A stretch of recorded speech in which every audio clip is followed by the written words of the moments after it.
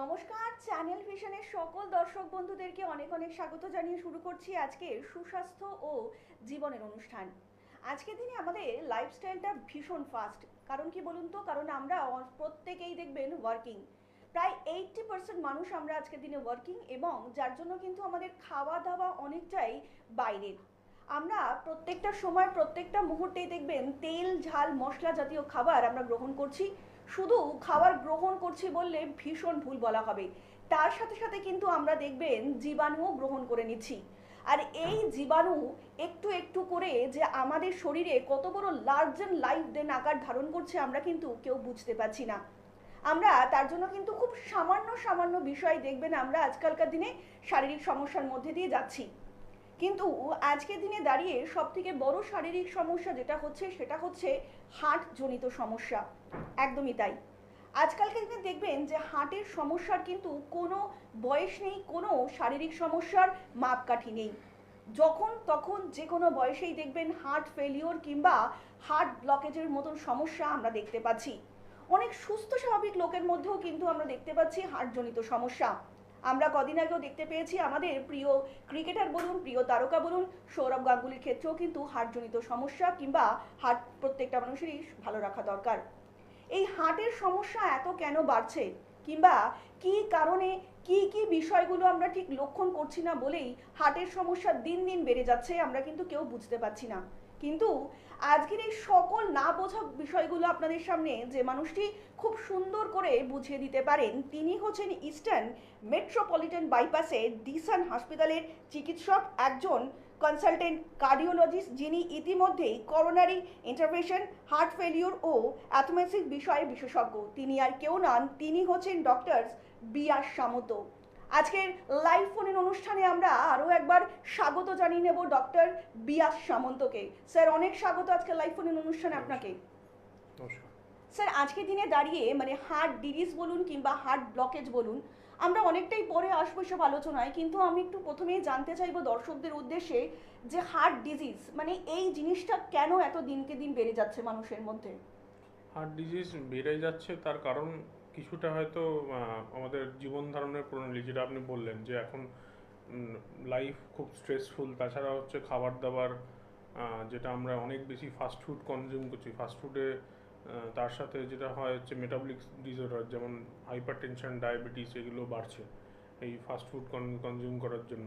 দ্বিতীয় আরেকটা যেটা আমাদের লাইফস্টাইল, যেটা সেডেন্টারি লাইফস্টাইল হয়েছে। আগে মানুষ অনেক বেশি কাজকর্ম করতেন, অনেক বেশি মানে কর্মক্ষম ছিলেন, যেটা আমরা এখন অনেক বেশি ডেস্ক ওরিয়েন্টেড জবের মধ্যে পড়ে গেছি। তার জন্য সেডেন্টারি লাইফস্টাইলের জন্য এইসবের জন্য সমস্যা। তাছাড়াও একটা বড় সমস্যা হচ্ছে ওবেসিটি, যেটা এই সেডেন্টারি লাইফস্টাইল থেকে আসে।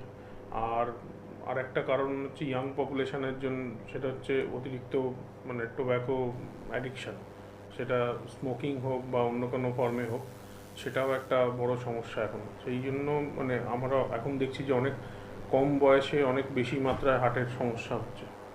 স্যার, আজকের দিনে দাঁড়িয়ে আর একটা জিনিস ভীষণ কমন দেখা যাচ্ছে বেসিক্যালি ইয়াং জেনারেশনের মধ্যে, সেটা হচ্ছে অনেকেই বলছেন ঘুম থেকে সকালে উঠলাম দেখলাম পাট অনেকটা ফুলে গিয়েছে, কিংবা হাঁটতে গিয়ে দেখছেন হাঁটতে চলতে অসুবিধা হচ্ছে। তো এই সকল সমস্যাগুলোকে কি আমরা হার্টের জন্য যুক্ত করতে পারি, যে এই সকল সমস্যাগুলো থেকেও হার্টের সমস্যা হতে পারে? হ্যাঁ বলুন। হার্টের সমস্যা পা ফোলাটা heart failure one of the symptoms হতে পারে। পা অনেক কারণেই ফুলতে পারে। একটা হচ্ছে হার্টের সমস্যার জন্য হতে পারে, কিডনির সমস্যার জন্য হয়, লিভারের সমস্যার জন্য আমরা পা ফোলা পেতে পারি। তবে যদি তার সাথে আনুষঙ্গিক আরও কিছু সমস্যা, যেমন হাঁটলে কষ্ট হচ্ছে, হাঁপ ধরছে, বা সিঁড়ি চড়তে হাঁপ ধরছে, এগুলো সাথে থাকলে, বা শুলে শ্বাসকষ্ট বেশি হচ্ছে, এগুলো থাকলে অবশ্যই ভাবতে হবে যে হার্টের কোনো সমস্যার জন্য বা হার্ট ফেলিওরের জন্য এই পা ফোলা এইসবের জন্য ওটা হতে পারে। সেটা আমরা আলোচনায় ফিরবো, কিন্তু ইতিমধ্যে আরো একজন কলার বন্ধু উপস্থিত। নমস্কার, অনেক স্বাগত লাইভ ফোনের অনুষ্ঠানে। কে বলছেন? হ্যালো, নমস্কার। নমস্কার, বলুন কে বলছেন? আমি জয়া সরকার বলছি। হ্যাঁ বলুন, কার সম্বন্ধে জানবেন? আমার নিজের সম্বন্ধেই জানতে চাইছি। আচ্ছা, আপনার কি শারীরিক সমস্যা বলবেন, তার সাথে অবশ্যই বয়স উল্লেখ করবেন। আমার মাথা যন্ত্রণা, সবসময় মাথা যন্ত্রণা। আচ্ছা, এটা কতদিন ধরে হচ্ছে? হ্যাঁ এটা অনেক বছর থেকে হচ্ছে আচ্ছা আচ্ছা, মানে এর জন্য আগে কখনো ডাক্তার দেখিয়েছেন? হ্যালো? আর হ্যাঁ, আমি অনেক ডাক্তারই দেখিয়েছি, কিন্তু আমাকে ওষুধ দিচ্ছে, কিছুদিন কম খাচ্ছি, আবার আবার এটা হচ্ছে। আচ্ছা আচ্ছা, শুনুন বাকিটা স্যার বলছেন। মাথা যন্ত্রণা মানে যদি আপনি কার্ডিওলজির দিক থেকে দেখেন তাহলে দুটো তিনটে জিনিস ভাবতে হবে। একটা হচ্ছে আনকন্ট্রোল হাইপারটেনশন আছে কিনা সেটা রুল আউট করা। দ্বিতীয়ত কোনো ভাস্কুলার মানে ভাস্কুলার কোনো অ্যানিউরিজম আছে কিনা সেগুলো সেগুলো দেখা। সেই জন্য আমার মনে হয় মানে কোনো একটা কাছাকাছি কোনো ডাক্তারকে আগে দেখানো, যেগুলো বেসিক ফিজিক্যাল টেস্ট বা বেসিক মানে ইয়ে টেস্টগুলো করা। আর তাছাড়া বোঝা মুশকিল আর কি, মানে যদি প্রেশার থাকে তাহলে প্রেশার কন্ট্রোলে আনলে অনেক সময় এই মাথা যন্ত্রণাটা কমে যায়।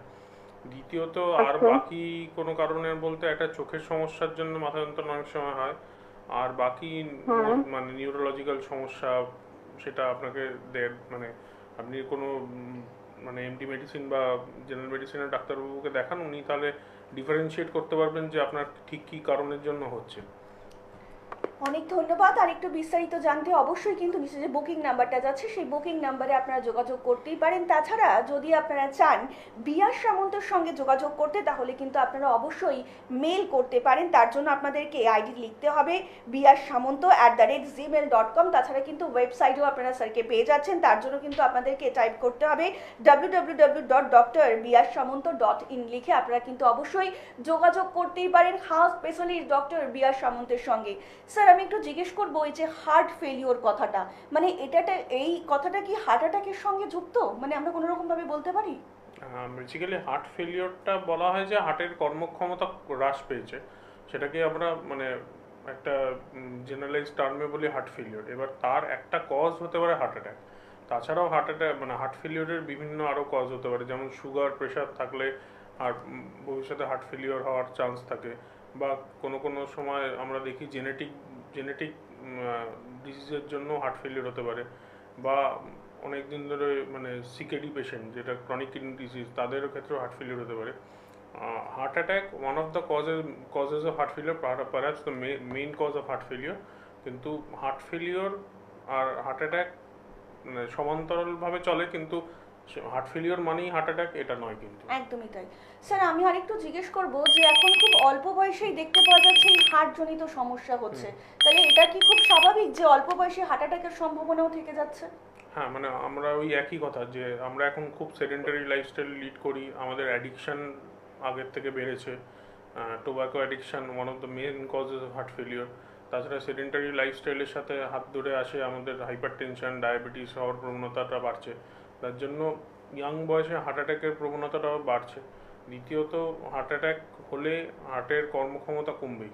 সো মানে heart attack patient generally presents with heart failure. সুতরাং মানে ইয়াং পেশেন্টদের এই রিস্ক ফ্যাক্টরসগুলো যেগুলো মডার্ন সোসাইটিতে আমরা মানে নতুন করে নিয়ে আসছি, তার জন্য হতেই পারে মানে হচ্ছে আর কি, পারছে। একদমই তাই। আমরা আবার আলোচনায় ফিরবো, কিন্তু ইতিমধ্যেই আরো একজন কলার বন্ধু উপস্থিত। নমস্কার, অনেক স্বাগত অনুষ্ঠানে। কে বলছেন? নমস্কার ম্যাডাম, আমি ঝাড়গ্রাম জেলার রামগড় থেকে বলছিলাম। আমার নাম সৌমজিৎ। তো আমার ডক্টর বিয়াস সামন্তর কাছে জিজ্ঞাসা আছে এটা যে আমার না মানে মাঝে মধ্যে হঠাৎ করে মানে প্রেশারটা একটু বেশি আছে, হাইপার টেনশন, মানে হার্টবিট বেড়ে যায় এবং অতিরিক্ত রেগে যায়, আর মাথা যন্ত্রণাটা আছে, এবং এটা আমি অনেক দিন ধরেই ভুগছি, ডাক্তার দেখিয়েছি কিন্তু সেটা কমছে না। তো এই জন্য ডক্টরের বিয়াস সামন্তর কাছ থেকে, স্যারের কাছ থেকে আমার জিজ্ঞাসা আছে। আপনার বয়সটা একটু উল্লেখ করবেন প্রথমে। হ্যাঁ, আমার বয়স 22 ইয়ার্স, আমি কলেজে পড়ছি। একদম একদম, শুনতে থাকুন, স্যার বলছেন বাকিটা। আপনি কি প্রেশারের ওষুধ খান? না স্যার, আমি এখনো পর্যন্ত প্রেসারের ওষুধ খাইনি, কিন্তু ওটা মানে মাপা হয়েছে, আর মাথা যন্ত্রণাটা অনেকদিন ধরে হচ্ছে। তো ওই জন্য আমি কার্ডিওলজি প্রোগ্রামটা দেখে, চ্যানেল বিষয়ে খুবই ভালো লাগলো প্রোগ্রাম, আমি ইউটিউবে দেখি চ্যানেলটা, আমাদের টিভিতে ঠিক আসে না, তো ওই জন্য আমি করলাম, আজকে লাইনটা পেলাম। আচ্ছা, যেটা করতে হবে যে আপনার প্রেশার সত্যিকার বয়স কত বলেন? 22 বছর? হ্যাঁ স্যার, আমার বয়স হচ্ছে ডক্টর বিয়াস সামন্ত স্যার 22 ইয়ার। হ্যাঁ, তো যেটা করতে হবে 22 বছর বয়সে আপনার প্রেশার কেন বাড়লো সেটার মানে কিছু পরীক্ষা করা উচিত না, মানে আমরা উচিত মানে বেসিক্যালি আমরা মানে প্রাইমারি হাইপার টেনশন, যেটা উইদাউট এনি মানে অবভিয়াস কজ ছাড়া হাইপার টেনশন, সেটা সাধারণত এই বয়সের সাথে রিলেট করতে করি না। অবভিয়াসলি সেই জন্য আদেও আপনার প্রেশার আছে কিনা সেটা দেখার জন্য একটা অ্যাম্বুলেটরি বিপি মনিটরিং করা উচিত, যেটা 24 ঘন্টার বিপি মনিটরিং। তার ঠিক আছে সাথে রিয়াজ সামন্ত স্যার। আর তার সাথে আপনার মুড ডিস্টারবেন্স কেন হচ্ছে, হঠাৎ করে রেগে কেন যাচ্ছেন, সেগুলোর জন্য একটু আমার মনে হয় একটু প্রফেশনাল হেল্প লাগবে। একদম একদম সেইটা একটু দেখুন। হ্যাঁ। অনেক ধন্যবাদ। আর একটু বিস্তারিত জানতে অবশ্যই কিন্তু নিচে যে বুকিং নাম্বারটা রয়েছে সেখানে কিন্তু যোগাযোগ করতেই পারেন। দেখুন, আমাদের শরীরের মধ্যে সব থেকে কোমল এবং নরম জিনিস কি বলুন তো? হার্ট। সেই হার্ট যদি ভালো না থাকে তাহলে দেখবেন শরীরের যে কোনো অঙ্গ প্রত্যঙ্গই আমরা একটু খুব আনইজি ফিল করি। কিন্তু এই হার্টকে ভালো রাখতে হলে আমাদের কি কি করণীয় রয়েছে, আমরা আবারও ফিরে যাব স্যারের কাছে। স্যার, একটু জিজ্ঞেস করবো, যারা এই মুহূর্তে ডায়াবেটিস পেশেন্ট রয়েছেন কিংবা ক্রনিক ডিজিজ যাদের মধ্যে রয়েছে, ক্যান্সার জনিত যাদের সমস্যা রয়েছে, এই সকল পেশেন্টদের ডায়াবেটিস কিংবা ধরুন এই হার্টের মতন সমস্যা কতটা বেড়ে যাওয়ার চান্সেস থাকে? মানে আমরা বলি যে মানে traditional risk factors for heart failure and heart attack যেটা বলি, সেটা একটা হচ্ছে ডায়াবেটিস, একটা হচ্ছে হাইপারটেনশন, একটা হচ্ছে আদার মেটাবলিক ডিজিজেস। তো ডায়াবেটিস থাকলে বলে যে একটা সাধারণ মানুষ উইদাউট ডায়াবেটিস তার হার্ট ফেলিওরের চান্স যতটা, তার থেকে দ্বিগুণ, মানে যার ডায়াবেটিক পেশেন্টের হার্ট ফেলিওর হওয়ার চান্স দ্বিগুণ। সেটার কারণ কি? সেটার কারণ বিভিন্ন। এক হচ্ছে অ্যাথেরোস্ক্লেরোসিস হওয়ার জন্য হার্ট অ্যাটাক হওয়ার চান্স বাড়ে।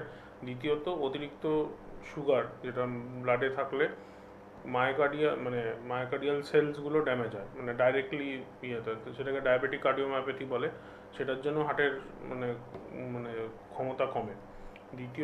তৃতীয়ত ক্যান্সারের জন্য, মানে পার্টিকুলারলি ক্যান্সারের জন্য হার্টের ফাংশন কমে না। যেটা হয় হচ্ছে ক্যান্সারের যে আমরা কেমোথেরাপি ওষুধ দিই বা কেমোথেরাপি এগুলো দিই, সেগুলোর সাইড এফেক্ট হিসেবে হার্টের ফাংশন কিন্তু কমতে পারে।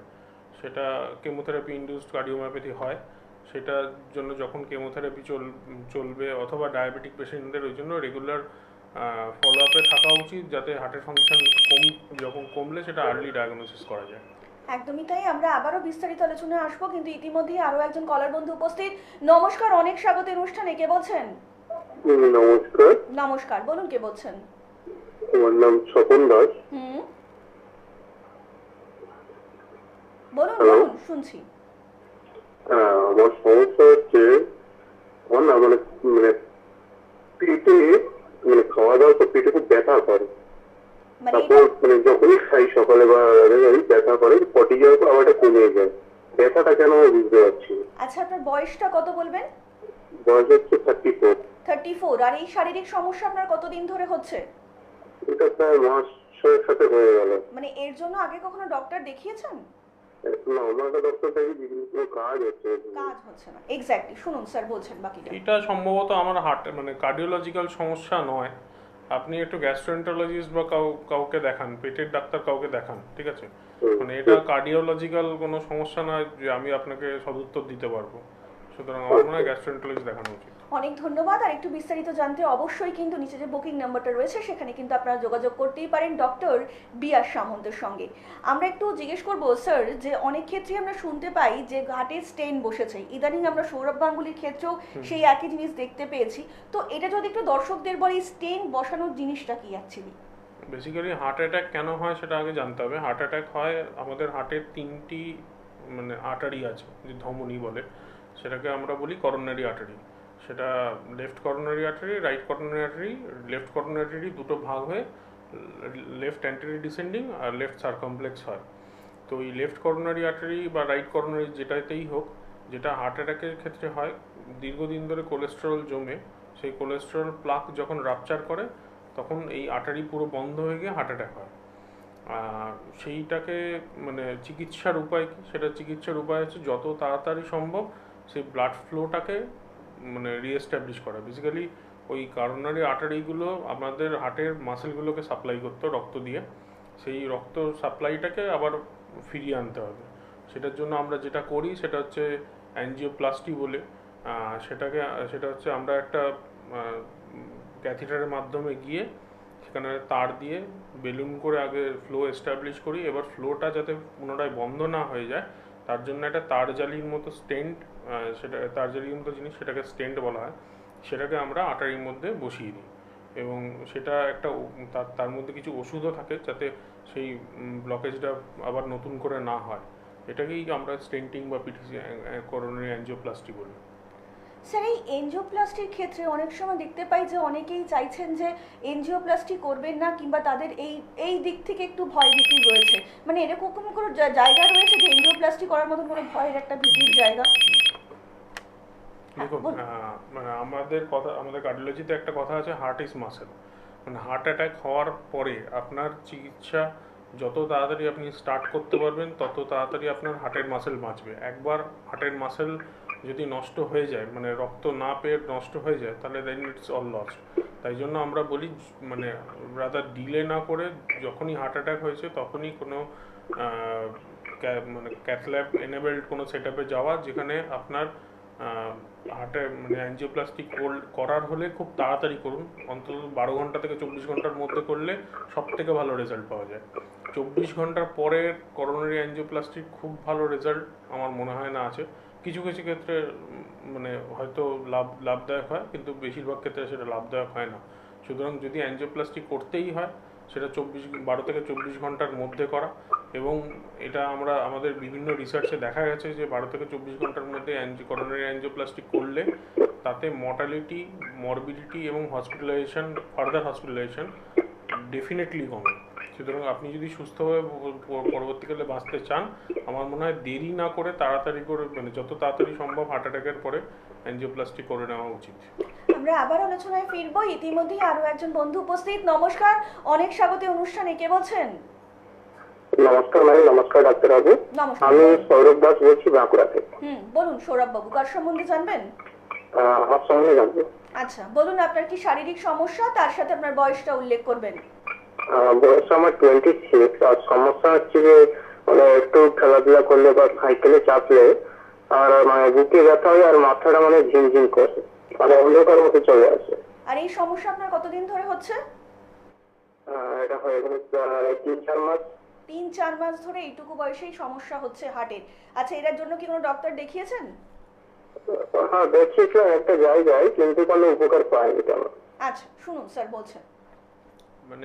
মানে এটা হতে পারে আপনার হার্টের সমস্যা হতেই পারে। আর দ্বিতীয়ত কোনো ফুসফুসজনিত সমস্যার জন্য হতে পারে। মানে শ্বাসকষ্ট দুটো কারণে হতে পারে। একটা হচ্ছে ফুসফুসজনিত সমস্যা, একটা হার্টের সমস্যা। সেটা মানে ডিফারেন্সিয়েট করার জন্য একটা ইসিজি, একটু ইকোকার্ডিওগ্রাফি করে দেখা এবং কোনো অভিজ্ঞ ডাক্তারবাবুর পরামর্শ নেওয়া। মানে ফোনে তো এইভাবে বলা সম্ভব না। উনি তাহলে আপনাকে গাইড করতে পারবেন যে কী কারণে আপনার সমস্যা হচ্ছে। আর একটা দ্বিতীয়ত একটা হিমোগ্লোবিন কম বা রক্ত অল্পতা, অ্যানিমিয়া, এটা আমাদের দেশে খুবই কমন এবং মোস্ট ওভারলুক। সেটাও একটু দেখে নেওয়া যে আপনার রক্তাল্পতা আছে কিনা। রক্তাল্পতা থাকলেও কিন্তু আপনার এই শ্বাসকষ্ট, হাঁটা মানে কাজ করলে কষ্ট হতেই পারে। অনেক ধন্যবাদ। আর একটু বিস্তারিত জানতে অবশ্যই নিচে যে বুকিং নাম্বারটা রয়েছে সেখানে কিন্তু আপনারা পেয়ে যাচ্ছেন ডক্টর বি.আর. সামন্তকে। যারা দেখাতে চাইছেন অবিলম্বে নিজের সিটটা বুক করুন, কারণ আপনারা সোমবার থেকে শনিবার পর্যন্ত সকাল 10টা থেকে বিকেল 5টার মধ্যে দিশন হসপিটালে কিন্তু পেয়ে যাচ্ছেন ডক্টর বি.আর. সামন্তকে। হার্ট কিন্তু আপনার প্রত্যেকের শরীরে একটা ভীষণ গুরুত্বপূর্ণ জায়গা, কারণ ভীষণ কোমল জিনিস তো, তাই ভীষণ আগলে রাখতে হয়, ভীষণ যত্নে রাখতে হয়। তার জন্যই কিন্তু ডক্টর বি.আর. সামন্ত উনি জানেন যে আপনি কিভাবে নিজের হার্টকে খুব সুন্দর করে যত্ন করে আগলে রাখতে পারবেন যদি উনার পরামর্শ অনুযায়ী আপনি আগামী দিনটা চলতে পারেন। স্যার একটু জিজ্ঞেস করব যে হার্ট ট্রান্সপ্লান্ট মানে এই জিনিসটা যদি একটু দর্শকদেরকে বলেন একটু। হার্ট ট্রান্সপ্লান্ট জেনারেলি আমরা করি না, এটা সিটিভিএস সার্জন বা পুরো একটা কার্ডিওলজি টিম করে। মানে সিটিভিএস সার্জন আমরা সবাই মিলে থাকে। হার্ট ট্রান্সপ্লান্ট জেনারেলি করা হয় হচ্ছে এন্ড স্টেজ হার্ট ফেলিওর, যেখানে কোনো ওষুধই আর কাজ করছে না বা কোনো রকম কোনো চিকিৎসাতেও মানে রেসপন্ড করছে না। সেই ক্ষেত্রে আমরা হার্ট ট্রান্সপ্লান্টের দিকে যাই। বেসিক্যালি যেটা হচ্ছে ডোনার হার্ট, যে এন্ড স্টেজ হার্ট ফেলিওর পেশেন্টের ইয়েতে প্রতিস্থাপন করা হয়, যেটা ডোনার হার্ট, যেটা নর্মাল হার্ট। সেক্ষেত্রে দেখা যায় অনেক সময় যে হার্টের ফাংশন ফেরত এলে ওনার মানে বাকি অঙ্গ প্রত্যঙ্গ, বাকি অর্গানগুলো ডিসফাংশন থেকে বেরিয়ে আসে।